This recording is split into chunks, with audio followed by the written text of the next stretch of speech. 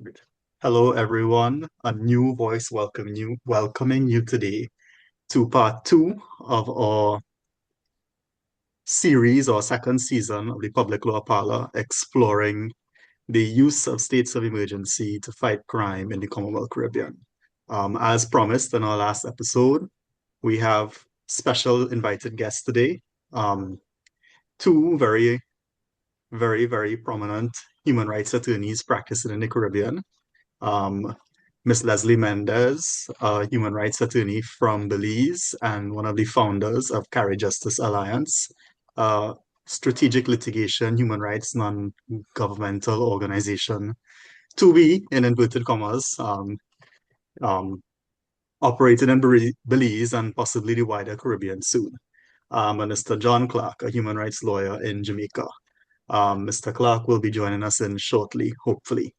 But following in the vein of our conversation last week, today we are exploring the Belizean and Jamaican cases that address the use of states of emergency to fight crime and going in detail on how these cases or how courts have approached the use of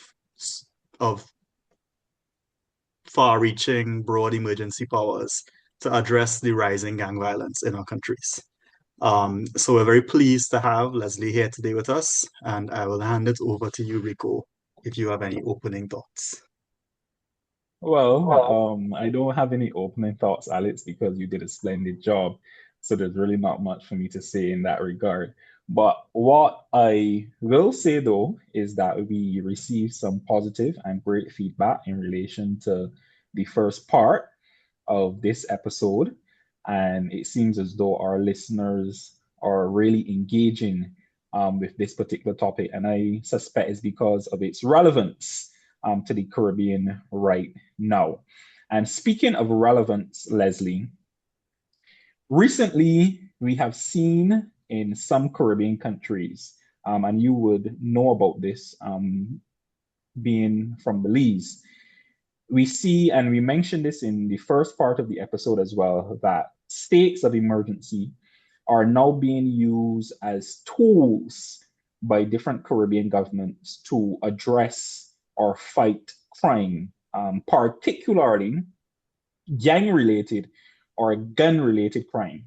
What do you think, just to have this independent, and I say expert opinion because I believe that at this stage you're an expert opinion as to whether or not governments should be or whether governments can legitimately use states of emergency as a crime fighting tool. What are your thoughts? But well, first of all, thanks for having me. I hope you're hearing me well. So yes, I hope that this episode is just as engaging. I would hate to hear that there was some dip in the engagement on the episode I'm on. So the pressure was on. No, but I think that there are several reasons that I think that the resort to emergency powers as a crime fighting tool is ill-advised. I think that at least in Belize, the question of whether it is legitimate in the sense of whether it's constitutional is uncertain. Our law, the state of our law is ambiguous in the sense that we've had two decisions that are contradictory to one another or conflicting to the position taken by each court. But of course, my position as a constitutional lawyer, as a human rights lawyer, I would advance, and it's the position that I advance in court, is that it's unconstitutional. So I think for a legal position, I think it's ill-advised because it creates a really nebulous space between criminality and an actual emergency. An emergency in terms of what the Constitution sought to speak of when it spoke to an emergency that would then trigger this justification for rights derogations, right? derogation, meaning that we can breach it and we can't be held accountable. You won't be able to resort to any remedies for this. So it does create a space where there's no longer the ordinary rule of law that we expect. And in Belize, what it has caused is that most of our states of emergencies are confined to an area. So over time, it carves out a particular area where the citizens in that area have a different relationship with rights, I think. So for legal reasons, I think it's ill-advised. But also, I think that for political reasons and for the purpose of actually building strong institutions, it's ill-advised. Because when we have this state of emergency as this sort of I don't want to say fail safe because it doesn't work, but as this tool that you could just reach out to manage statistics, to reach out to deal with a crisis where a lot of times it's a partisan political crisis because that's the conversation. It's a challenge to the government not knowing that it doesn't know what it's doing. Then you resort to the state of emergency as opposed to actually building a very strong, well-resourced law enforcement institutions. So I think for those various reasons, it doesn't work. It doesn't work, and I would consider it to be illegitimate. I think I agree. And Okay. then to add some context, I think to me, like you mentioned, that there's a sort of nebulous space between criminality and emergency. And I think for me, that's why I state a crime should never be considered an emergency in my mind. I know this is not a position that the courts have been very Mm. accepting of, but there's an element of arbitrariness when you start to get in between what crime and an emergency is. And I think that was sort of touched upon in the Dayton Campbell decision, where it's a very arbitrary thing to say that crime as a concept like gang violence and these systemic issues that affect countries in the region could ever really be uh, an emergency as what the Constitution envisioned.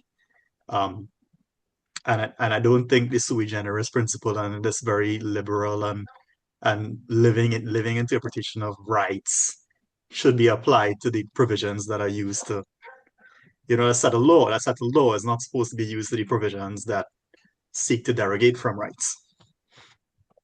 So that is quite interesting. As usual, I have to play the devil's advocate here. So as I understand it, Leslie, you're saying that in no circumstances should a government be able to use a state of emergency to deal with crime, and that crime could never reach the threshold of an emergency. Is that what you're saying? I actually don't know. Um, no, I don't think it's as absolutist as that. I think Right. that there, the way in which it's being used now, I'm saying that it does create a space where now there's this ambiguity and this gray area that then only results in more and more SOEs being used, because once we can use it once for what was a spike in crime, as unusual as it might have been, then when we are not thinking about a very specific, not even very specific, but like a general threshold as to how do we articulate the threshold once that is not even in the consciousness or in the conversation, then you can just use it for general spikes in crime. But I don't necessarily think that there's no situation where generalized crime can rise to a level of state of emergency. So for instance, the result of it is not one that I agree with, but the day that the state of emergency was, I think it's the state of exception. The point is, it's the same thing. State of emergency was declared in El Salvador. I do think that that was an emergency that that met the threshold if we're speaking about our jurisdictions.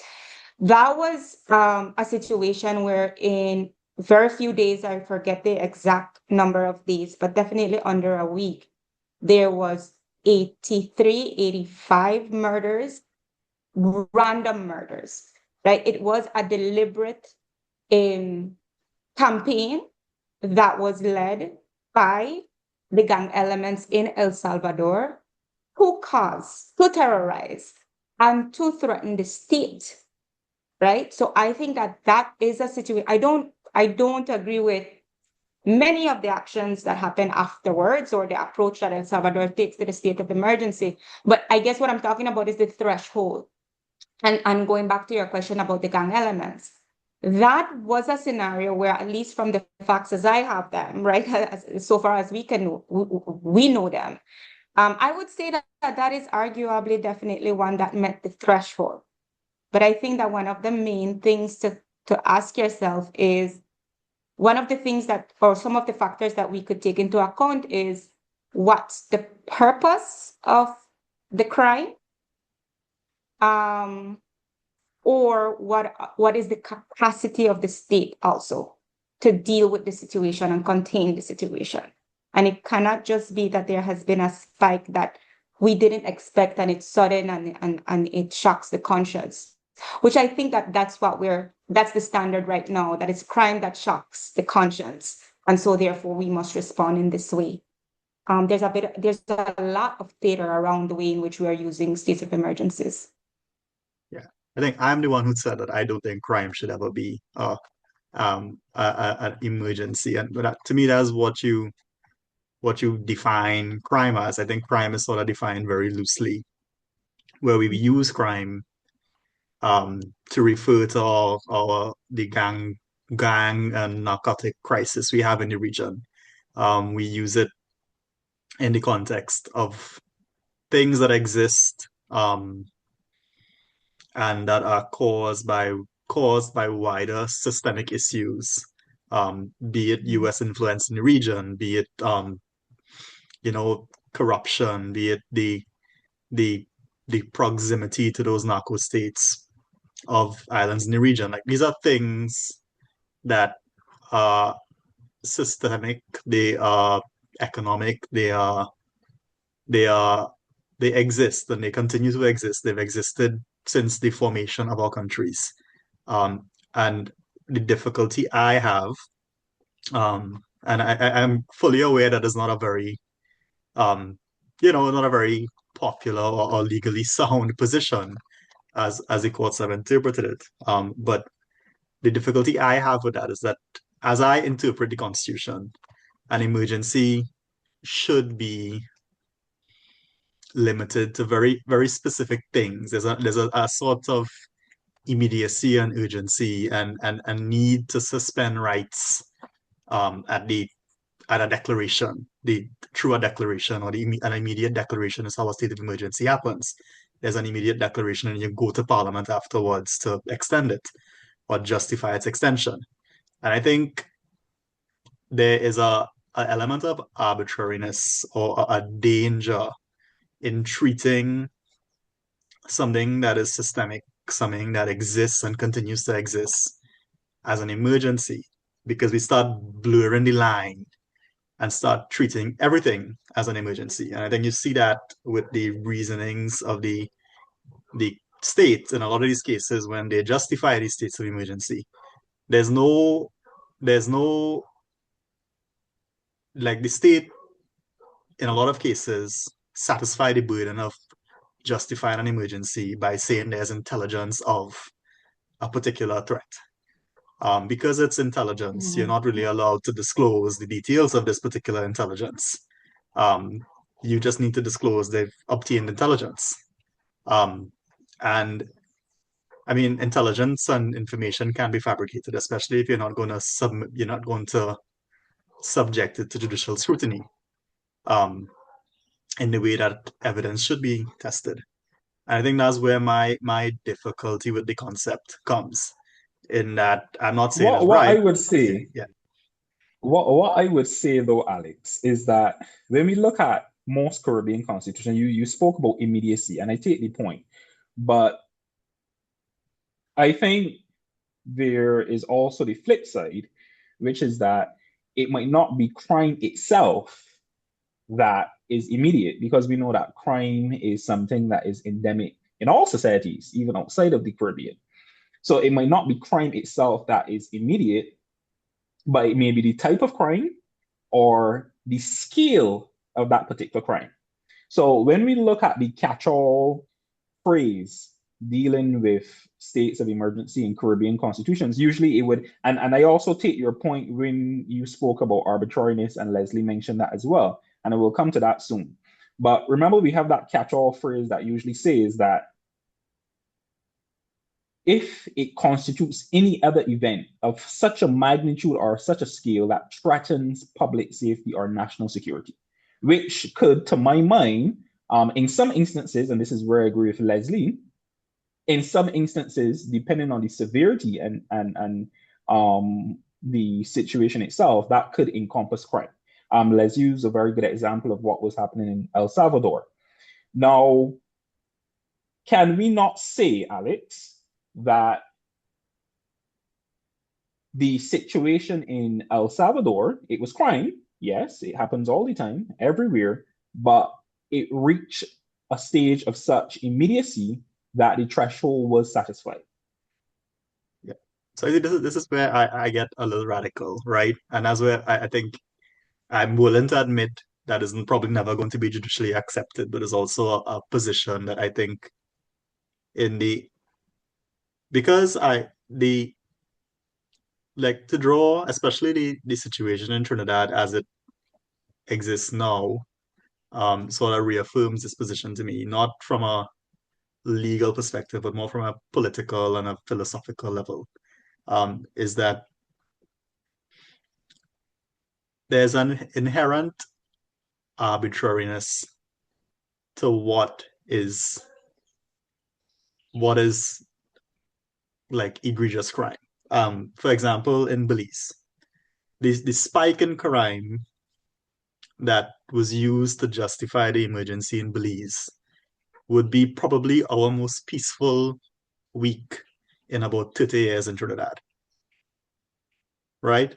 There's an inherent arbitrariness to the idea that doesn't sit well with me, especially because when states pass emergency regulations, it is never it is never it is never limited in its effect. They somehow always manage to pass emergency regulations that apply to a wide range of things. And you see that with the protesters in Trinidad now, where this was an emergency passed to deal with gang violence, and we've somehow found a way to use these emergency regulations as a means of silencing dissent or freedom of speech in relation to police killings. And that's why I have difficulty with the idea of opening that door. I'm willing to admit that it makes sense logically, that in some circumstances, crime can get to a point where it is an emergency. My problem is that that's such an arbitrary thing to say, because what is an emergency in relation to crime differs from country to country. And it's dangerous when you're trying to create a consistent jurisprudential reasoning that it doesn't sit well with me as a thing that should be let into our jurisprudence, even though it already exists. And I guess this is where I can meet you halfway, Alex, which is something that does not happen too often. But to bolster the point you're making, if you look at the other events that are specifically identified in the Constitution as to what could constitute an emergency, you have, for example, wars. When a war is happening, we know that a war is happening. You have natural disasters like hurricanes, floods. Those are all things that are not arbitrarily determined, because a hurricane is a hurricane, a flood is a flood.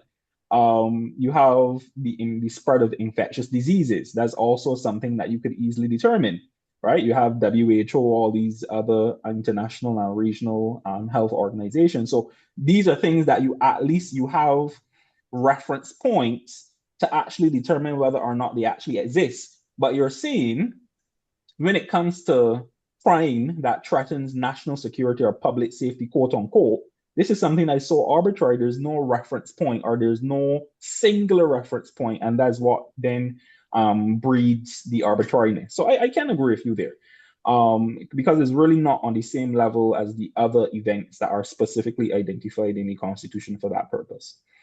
All right. But Leslie, back to you. So let us now say that, well, it may be crime, it may be something else, but can you tell us and our listeners, in your view, what are some of the safeguards that should be applied during these states of emergency? Well, so that's actually one of the questions also that is before the court, specifically when we're talking about habeas corpus. So I think, just following also what Alex just mentioned, that the response is often not, I think, thoroughly and carefully thought through when deciding what are the rights that we are going to derogate, and ensuring that we actually have a justification to derogate from these rights. I think now what we have right now is sort of cocktail, like this recipe that we've decided to apply whenever there's a state of emergency for arising criminal activities, where there's just a sort of rubber stamp on the rights that we're going to affect. And one of them now, that we've seen in Belize, is the habeas corpus, is the suspension of habeas corpus altogether, which is very difficult to understand, at least in my view, the necessity of suspending habeas corpus when, for the most part, the government institutions are running quite fine. The court is open. What specifically is it that we are attempting to accomplish by restricting somebody to access the court to just have a review as to whether their detention falls within even this now a curtailed or abbreviated space, like abbreviated rule of law space that we have? I am not yet convinced of what is the justification, but I have seen it. I have seen it reproduced in several emergency regulations, the suspension of habeas corpus. I think the habeas corpus, especially in these circumstances where we are using the SOE so frequently, I think that that's something that should be in there. In Belize, we also have an emergency tribunal that is set up, established under the Constitution as part of the emergency regime that needs to be established, and that is there to review the detentions. And it's only there to review and make recommendations, but it's still a sort of safeguard. But again, in the context of these emergency declarations, we haven't really seen these established as a matter of course. We see them established. If they are established, they're established pretty late. The one was it last year or last 2 years, was established like 5 months into the emergency regulations. So I think having a mechanism, a review mechanism of those that are in detention to determine whether the decision to detain them actually falls within the emergency regime is important. Okay, you mentioned something quite interesting there, and I know Alex mentioned it in the first part of this episode as well, but you went more into detail, and is really causing me to contemplate on the extent to which you should be limiting or suspending the habeas corpus. Now, for our listeners who may not be too familiar with what habeas corpus means, Leslie, can you explain to them what that means and the consequences that not having it during a state of emergency would have? Well, the habeas corpus remedy is the main remedy that we use to review the legality of a detention. So it is the mechanism that you can go to court, and you can go to court in theory and sometimes in practice, thankfully, but you can find yourself before the court very quickly as opposed to filing an entire claim.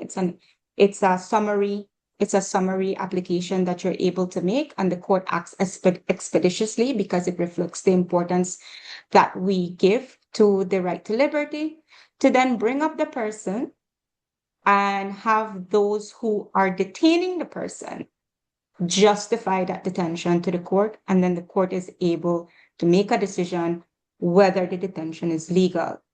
Not having that remedy, well,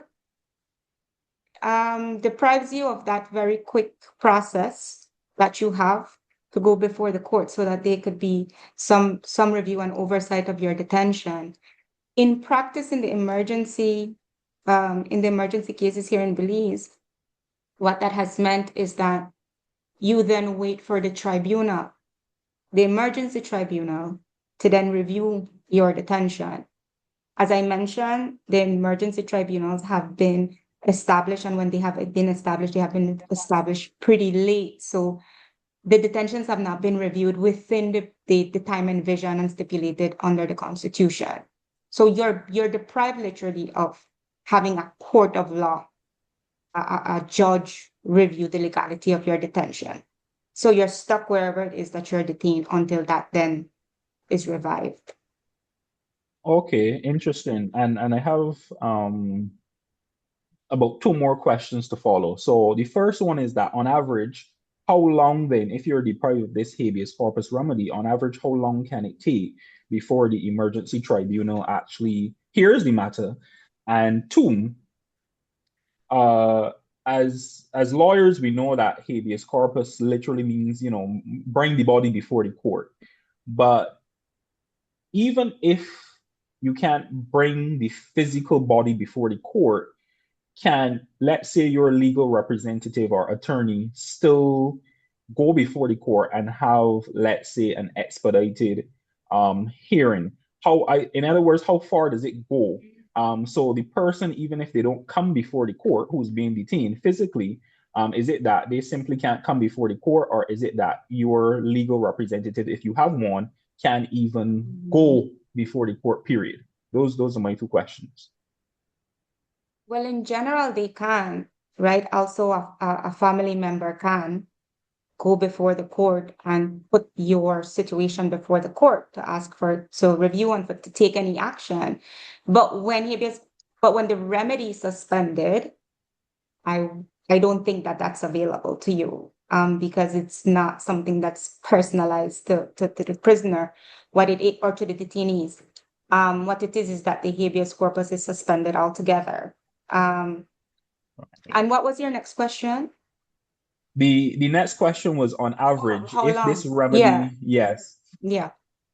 To be honest, I don't know, because as I've mentioned, we haven't had tribunals established. What I do know is the practice is that because the Constitution says that after 30 days, it is mandatory for your detention to be reviewed by the tribunal. What we have seen in practice is that steps are not taken until after the 30 days to attempt to establish the tribunal. So that's what we've seen. I don't know in terms of the average, but what is stipulated under the Constitution is that your detention must be reviewed after 30 days. In practice, that's not happening. Okay. I actually think this would be a good time to go into the situation that exists specifically in Belize, because Belize has a very, very interesting situation where the court in 3 separate cases have had to address the use of these emergency powers and the suspension and the various I don't want to say the word collateral, but the arguments that flow from the suspension of these rights, such as the suspension of habeas corpus for emergency powers, in 3 separate cases, and then through an attempt to amend the Constitution. So it would be good now to sort of get into, I guess, the Belizean situation, because I believe Belize sort of kicked this phenomena of challenging the legitimacy of the states of emergencies off in the region, Belize and Jamaica around the same time.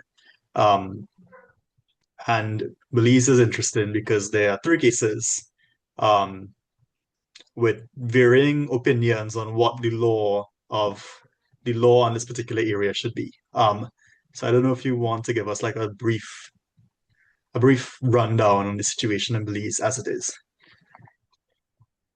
Yeah. Well, yeah, we have three cases. We have three decisions. The first two decisions challenged two declarations, the validity of two declarations. And it's squarely put before the court that a rise in crime does not meet the threshold for suspending rights. This was the two matters were heard before two separate judges. And we had a situation where I think, if not maybe the same week, definitely the same week, both decisions were delivered. And the courts took very different approaches. One of the judges looked into the question of whether or not it was reasonable and whether the factual situation met the threshold for an emergency.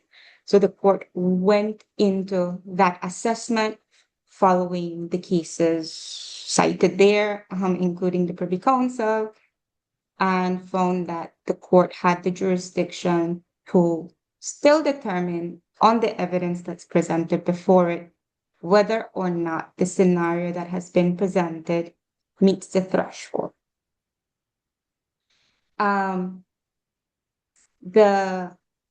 In addition to that, the court then also went into the legality of each separate detention, because the arguments were that even if it was that the emergency declaration was valid, the detentions were still outside of the regime because they had not established that there was reasonable suspicion against them. That was the argument.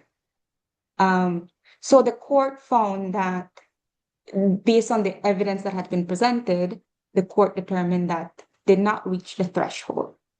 Went on to look at the detentions, found that the detentions were also wanting of legality because there was no evidence to establish the reasons behind why each individual was detained.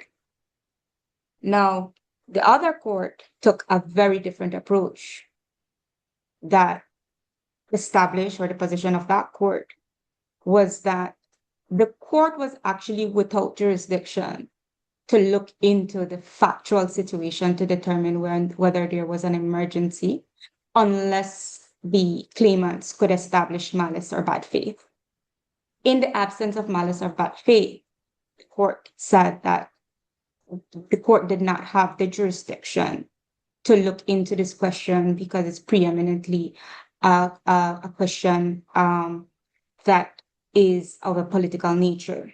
And so the court would have exercised judicial deference and found that he did not have any reason to find that the declaration was invalid or that the declaration was unconstitutional, that the situation did not meet the emergency threshold.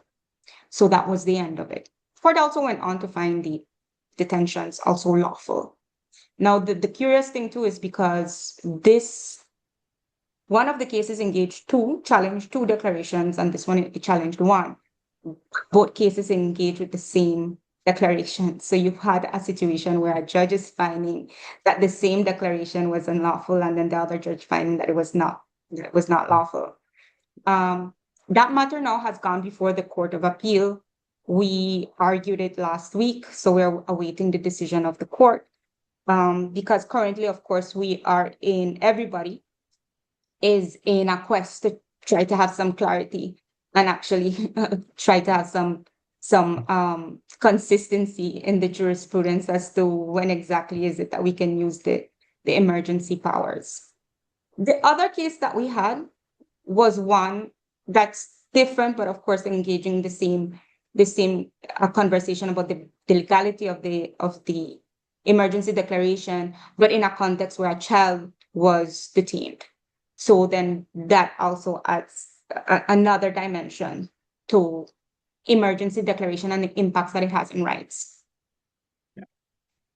Yeah. So I find it quite mind-boggling, and I want to choose my word here carefully. Mind-boggling and imprudent that a court would say that it cannot exercise jurisdiction as to whether emergency exists because it is purely a political question. I have never heard so much rubbish in my life, constitutionally Rico, speaking. don't get me in trouble. I still have to practice. No. These are solely the views of Rico Yearwood. They're not the views of Leslie Mendez or even Alexander Ramdas. This is Rico Yearwood from Barbados speaking. I just is just unfathomable to me. And I say that because judges are supposed to be, and I told Alex this during the first part of this episode. I understand that judges will have an appreciation for the principle of judicial deference, where you give the state and the government some latitude to do what they have to do, especially when national security is at risk. Now, but it cannot be complete or absolute judicial deference, especially when your role as the judiciary is to safeguard the Constitution and the rights in the Constitution. Now, you can't look at the regime pertaining to states of emergency in isolation or in a vacuum, because and we mentioned this during the first part as well, one of the main things you get to do when you declare a state of emergency is to suspend or limit rights. So you can't look at it in isolation or separate and apart from the fundamental rights and freedoms which the judges are supposed to protect. So even if you have to accept that it is a political question, that political issue is now affecting fundamental rights and freedoms in the Constitution. So to say that you're not going to exercise any jurisdiction at all, and then what also I think makes it bad is that you're saying the only time we can exercise that jurisdiction is if there was some malice or bad faith. Now, my thing is either you can exercise your jurisdiction or you cannot. There should be no exceptions. So the fact that you're creating exceptions now, which is the malice or bad faith, tells me that you are willing to exercise your jurisdiction, but only in these limited instances, which also doesn't make sense to me. All right, it's either you can do it or you can't. All right, so I think that the court in that instance was just trying to. The court was pussyfooting. That's the best way I can put it. The court was pussyfooting. And I think that the court knew better, but refused to do better, because that just doesn't make any sense to me. Well, At all. there are decisions that look into the question of what should be the approach when certain language is used, like subjective language is used, such as if the governor general is satisfied, right? So there are decisions that say when there's that phrase, when the focus is on the subjective assessment, well then, unless there is bad faith or malice or just absolutely no basis established, then you cannot interfere. And that, though, that's the line of cases, that's the line of authorities that the court followed. However, in my view, when you look at the dates of these decisions, these are quite dated, right? These also don't engage a structure where you are talking about the principle of constitutional supremacy. Even when we look at the case that I think establishes what is currently the standard, in my view, the one that I think most people rely on, definitely that the other court heavily relied on and followed, which is the FC case from the House of Lords. Yeah, and the Secretary of State for the Home Department, that case. Yeah. Right. So that case, I think that is what establishes the standard. It definitely gave a lot of judicial deference. Even that case, I think we could unsettle in terms of its wholesale application in this region, because that's not a case that really engages a framework of a constitutional democracy, like a structure, a legal order that is oriented around constitutional supremacy. But even that one sort of still says that you can look into it, and it still went ahead and looked at the evidence that was provided. But one of the things that I realized in my research is that there's um, two judicial approaches that come into tension. One is the judicial deference that I think we still kind of want to hold on to, because it is a political decision, and it is one exercised by the executive. And then the other approach that comes into tension with that is the idea of anxious scrutiny when we're talking about a decision that encroaches and that touches on constitutional rights. And I think we don't have clarity yet in the jurisprudence and in the line of authorities as to which one prevails. Is it judicial deference or is it anxious scrutiny? And we didn't see that in the cases because, well, the case that I just mentioned is a UK case. It's not a case that is born out of a jurisdiction that has our legal framework. So Like Justice also, Jamadade. yes, I really do think that it depends on the judicial approach or philosophy of the court as to which side they're going to take. But out of curiosity, Leslie, in your research, have you come across what the threshold is that's to be met when we're determining whether a declaration of a state of emergency is made in bad faith or out of malice? Because I that also is something that's very difficult to determine, especially if, as Alex mentioned previously, you're saying that the intelligence on which this decision was based is confidential. So it can't be disclosed to either the court or the public. So how then are we supposed to know whether there was some element of malice or bad faith, if at all we could even determine that? No. I didn't see that in the decisions. I'm saying that the court adopted that principle from cases where legislation adopted that language in giving the decision maker the power to make a decision based on his or her subjective assessment. And so I didn't find a case where that was adopted in an emergency case for reviewing an emergency declaration, right? Also, it's not every case where the state relies merely on saying that it's confidential. In Belize, we didn't get a lot of that. I think that there was some comment from the judge speaking to the evidence that was provided, finding that there was not sufficient evidence. Now, I don't know if there was not sufficient evidence. That's just the state of the evidence, right? Because the idea of sufficient evidence assumes there's more evidence. So I wasn't too convinced of that.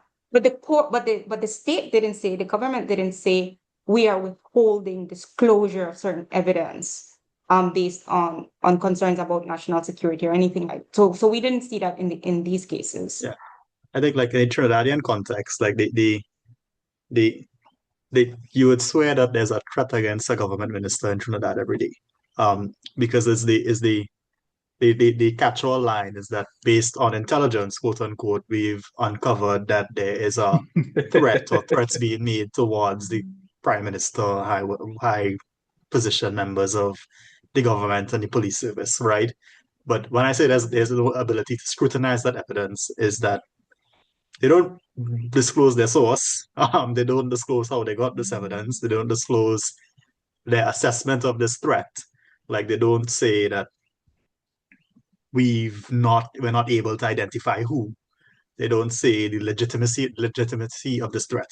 Because I mean, we had the situation where the father of Joshua Samaru said that if it was up to him, he would kill every police in Trinidad, right? Um, that's also a threat. Um, but there's no, but you are allowed to assess that, well, that was just somebody speaking out of emotion, right? But in terms of judicial scrutiny of the intelligence, none of that exists. And I think Trinidad exists in this gray area of declarations of emergency where we've sort of fashioned this very, very convenient situation where intelligence can suggest something is about to happen. And based on this intelligence, we do all manner of things. Um, and I guess that sort of leads to where I wanted to go But next is that, before yeah, you segue into the next yeah, part, but therein lies the problem, which is why yeah. I asked Leslie about what she came across in her research, and I suspected that she wouldn't come across anything because that is the problem. You see, even the source itself, if you're not willing, let's say if you got your intelligence from a particular source, sometimes even the source can help you determine whether or not there is malice or bad faith, right? But you're not even disclosing that, and that in and of itself, I think in these contexts, when we look at states of emergency, the whole concept of malice and bad faith, to use the language that the court used in that decision that you mentioned, Leslie, that I have tremendous difficulties with, even that in and of itself is political. That in this context, that is a political determination to be made, whether or not is in malice or in bad faith. So, which goes back to my point, is either you have the jurisdiction or you simply do not. But don't tell me you have no jurisdiction or that the only time you can exercise that jurisdiction is if there's malice or bad faith, when that in and of itself is a political determination in this specific context. So I don't buy it at all. I would Well, rubbish any to be honest, Rico, I suggestion. think to some extent, um, I think that there is some good in the court ruling in the way that it did. And the reason why I say that, not because I necessarily agree with it. Of course, I don't agree with it, right? But I think that it puts the question squarely before the court, right? And now that's the question that we're gonna engage, as opposed to maybe it being more a matter of the evidence, or I think the utility of it and where we are right now, having these two very different approaches that have been taken by both courts, I think puts the question squarely now for us to get clarity as to what is the extent of judicial deference, particularly when it comes to emergencies. Are we still holding on to this idea that you can't look behind this declaration because it's a political decision? I think that there's some utility in having these very stark, different positions that are now before the court. Do I agree with the court? No, I don't agree with the court, but hopefully, Court of Appeal will give us some guidance on that. Hopefully Um, the CCJ but will in give terms us of that, something. I do right. But in terms of that, I do appreciate both the hard lines Yeah. that were taken for us to understand these are the two different positions that exist out there when it comes to what is the approach to emergency declarations that we really need clarity on in this region. Yeah. And I I think, fully agree. yeah. All right. So I think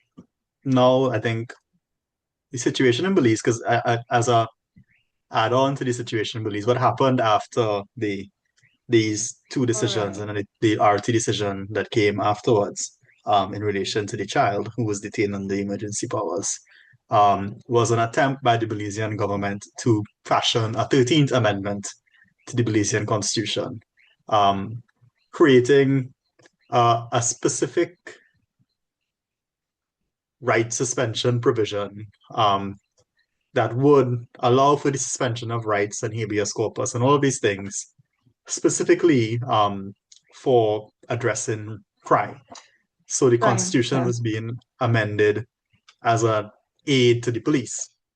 I think the 13th Amendment discussion sort of links to what is happening in Trinidad a bit because it speaks to a larger regional discussion that needs to be had of the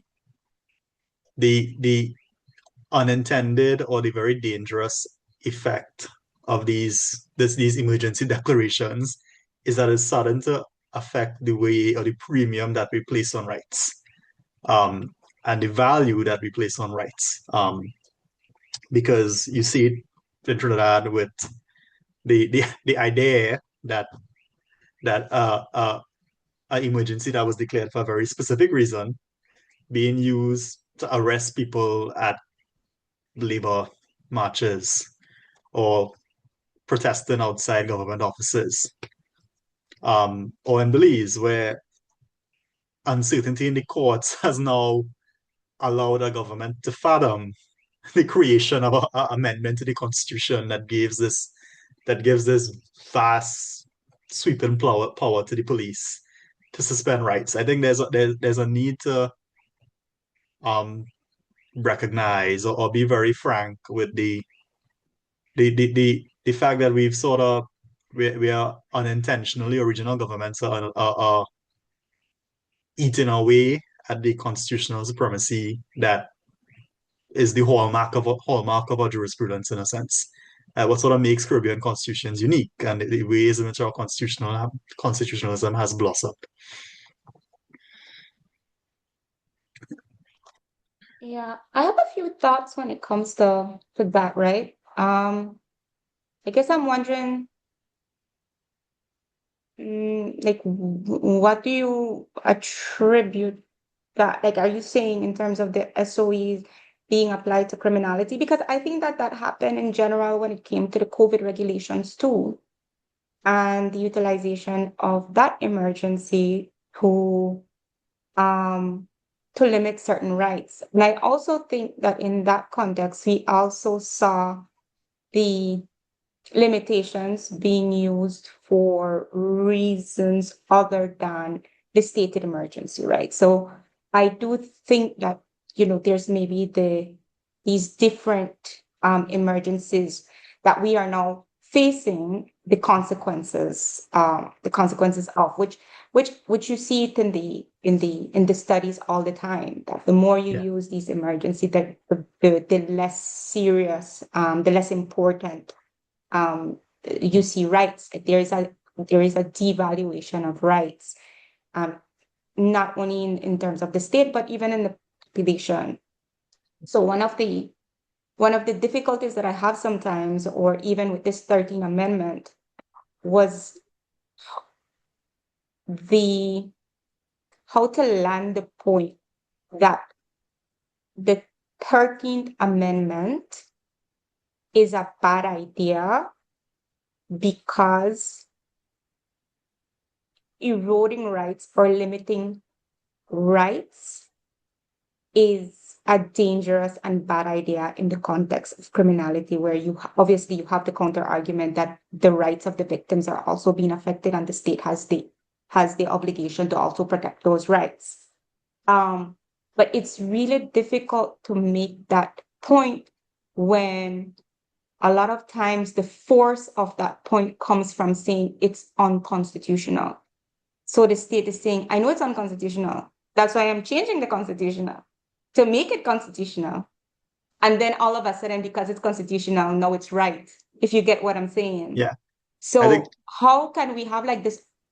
How can we build an organic appreciation among the population about why it's important to keep the structure of a balance between the protections that are given to those that are accused of crime and also dealing with the crime itself? I think this might I think go ahead, Alex. Yeah, I think being a podcast on public law, it might be maybe the most appropriate venue to say that. Like, I think sometimes as like lawyers, especially people who like practice constitutional law, we sort of mythologize or deify the Constitution. Like we put rights and the Constitution and sui generis and Minister of Home Affairs and Fisher and all of these cases on like a pedestal. We put this idea that we've that like rights mean something on a on a on a on a pedestal that the general public doesn't. You know, I remember I remember with the first week I did constitutional law, some law student wrote sui generis in chalk on top of the library door. And I thought it was the coolest thing ever, but everybody else passed and I was like, what is this rubbish, right? That you've written on the library, right? Um, so so I think there's a to to a member of the public who on a daily basis does not feel free or does not feel like they are able to exercise their rights in the way we speak about it. It's very hard to to to argue against what seems like very logical solutions. Like there's a spike in crime in this particular troubled neighborhood. Obviously, the easiest thing to do is let the police go in, dragnet them, lock them up, out of sight, out of mind, right? Because you don't, in your day-to-day existence as a human being in the Caribbean, we are all developing economies. There's no like quality of life in the way we envision it or the way we want to envision it. That the freedom that comes with enjoying rights has not been actualized. And I think that affects the way in which we attach premiums or the public values rights um, in a practical sense, because we value rights in a theoretical sense Mhm. that we see the theoretical and the structural importance of rights in terms of a constitution and on paper and in principle, these things matter. Um, Mhm. but freedom and enjoyment of life is a lived thing. And I think that it's hard to explain that to somebody when you're telling them that in theory this is bad, when in reality it is bad. I've never been able to understand how to communicate that because I am guilty of living in theory and I am guilty Mhm. of being beholden to the structure of the constitution and constitutionalism and then believing that we need to have a more liberal and you know autochthonous interpretation of our law. Yeah, Yeah. Right, right. but Alex, hence the public law parlor to educate and to disseminate so that some non-lawyer out there who's not like Leslie, you or me, or non-lawyers, multiple, actually listen to this podcast and they actually have an appreciation of the importance of these fundamental rights and freedoms, not just in black and white or on paper, but after all these discussions we are having, they can actually see the practical utility of the Constitution as a whole. And it's quite interesting because Leslie mentioned something there coming on to the end of her remarks, which I think we could turn into another topic for an episode. And she was saying, well, the government said, well, we understand that this is unconstitutional. This is why we're now changing the constitution. And it immediately brought to mind the whole concept of unconstitutional constitutional amendments. And I think that is a very good topic that we can have for this podcast when we finish states of emergency. Explain to the general public in the Caribbean region how even a constitutional amendment itself can be unconstitutional, even though it seems like a paradox. And I think that is something that we definitely we should explore. So thank you very much, Leslie, for giving us our next podcast topic.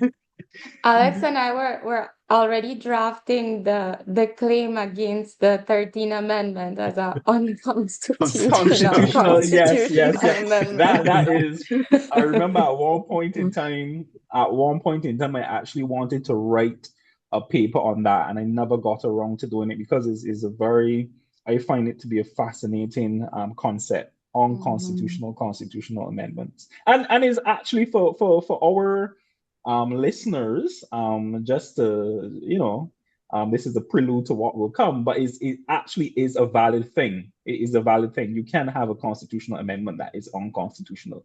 And in our next um, episode, we will explain how you can have a constitutional amendment that follows the procedures outlined in the Constitution, but could still be deemed unconstitutional. Right? So I guess that brings us to the end of this particular part. I would allow Alex to do what we call in formal settings the vote of thanks, but we're in an informal setting since he's so familiar with Leslie. Yeah. Well, I have no idea why you got up today and decided that I would be the host of this episode. Um, but but yes. So if it didn't wasn't obvious, throughout the conversation, Leslie and I have an NGO that we started last year, um, called CariJustice Alliance. Is a strategic litigation NGO, based in Belize. That the goal is to engage in strategic human rights and environmental litigation across the Caribbean, in an effort to bring to the table voices that have not been present in the shaping of regional law. It's a project that Leslie and I started a year and a half ago, and we've been slowly but surely getting there, in terms of cases and building the NGO out. And not recently, last year, Leslie and I worked on one of the Belizean cases that we spoke about. And I'm grateful for Leslie for coming on and sharing, her perspective. Is always good to, gaff with Leslie on, various parts of constitutionalism. This episode was supposed to happen a year ago, actually, when the 13th Yeah, Amendment. Alex. Yeah. It was a vote of thanks. Don't call me out. No. It was a vote of A thanks. vote of thanks, exactly. What is important Imagine. is that she's here now. Yeah. Well, that's why I Do said I don't not know call me out. No. I don't know why Rico got up and decided I was the host. Listen, Leslie, Okay. This man has your built up response, resentment. This man has built up resentment, Rico. Thank you for having me. Let me cle- cut him up. clearly, Thank you for having me on. it was a pleasure. Leslie, your response should have been you were too busy advancing the regional rule of law. And that is what the Thank you Carry very Justice much. Alliance group does. So for our listeners and viewers, both Alex and Leslie, they're contributors to the advancement of the regional rule of law. Because when you set up these NGOs that engage in strategic litigation, in a very real sense, that is what you all are doing. You're helping to advance the regional rule of law because you're not just operating in one particular Caribbean jurisdiction, but you could go elsewhere and engage in that strategic litigation in Barbados, in Trinidad, in Jamaica. And I think we also need to thank both of you for that. I am a bit more restricted now because I work for the state in Barbados, so my my role is completely different. But I still try to do what I can in the restricted role that I have. All right. That's good too. Yeah. So, like Leslie, thank you very much for being here on the Public Law Parlor. It's your first time, but I am certain that it will not be your last. Perhaps when the Belizean cases go all the way up to the CCJ and we get the final decision, we will have you back here to explain those Well, cases. maybe when our court of appeal rules. Well, yes, our Court of Yeah. Appeal, but we suspect Yeah. that they will go all the way to the I CCJ, so we value I might as value well. our first instances courts, Fair As enough. somebody that has to go back in tomorrow. Yes. Yeah. So it was indeed a pleasure. And to our viewers, our listeners, we bid you adieu until we meet again for another episode of the Public Law Parlor. Take care. Bye. Right.